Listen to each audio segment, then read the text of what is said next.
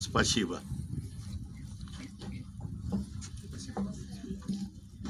1942 год раз и навсегда перечеркнул все надежды жителей Брестского гетто на скорое освобождение. 16 октября 1942 года фашисты забрали право на жизнь у 16 934 человек. И только 19 удалось спастись. Слово предоставляется председателю комиссии Соединенных Штатов Америки по сохранению американского наследия за рубежом господину Полу Пекеру.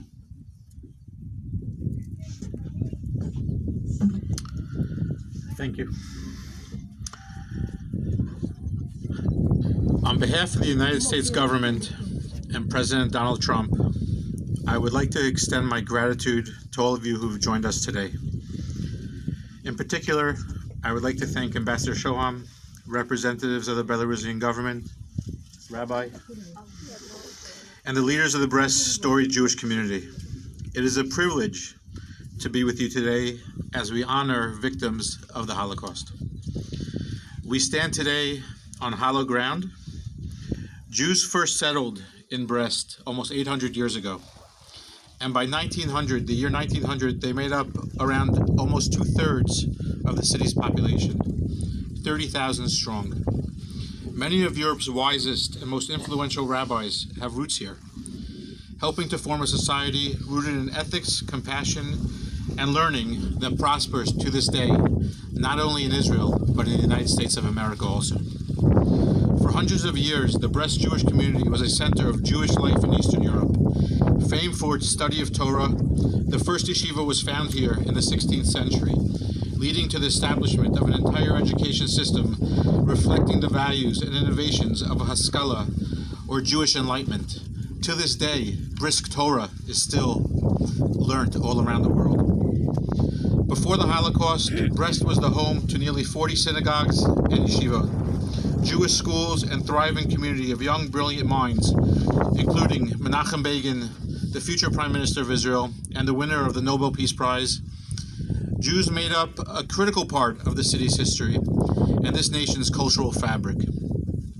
It is for the Jews of the remarkable era that we grieve today. They were scholars, artists, doctors, lawyers, fathers, mothers, sons, and daughters. They were slaughtered, murdered, without mercy, without a second thought, by the Nazis who invaded their home.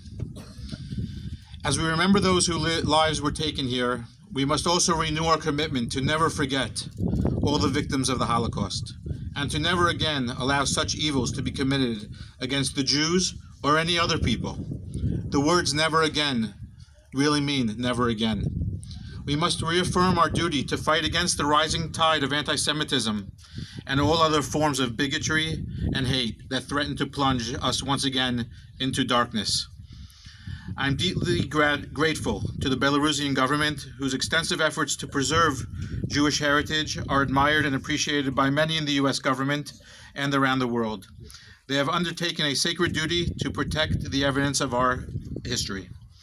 I am proud to spend each and every day working in the furtherance of this mission, one that is critical to fulfilling our promise never to forget the atrocities of the Holocaust. There is no doubt that this work is more important today than ever before. Even as Jews around the world grow in number, practice their faith, and devote themselves to the well-being of their communities as they do here, anti-Semitism is on the rise. Yet despite these challenges, I'm an optimist. Standing here today, seeing the dedication of so many to honor the victims of the Holocaust, I'm filled with hope for the future. Even during a difficult, polarizing time for our world, I feel a renewed faith that we can unite in recognition of our shared heritage and the importance of preserving it from generation to generation, midor ledor. Thank you very much. God bless you. God bless the country of Belarus, and God bless the United States of America. Thank you.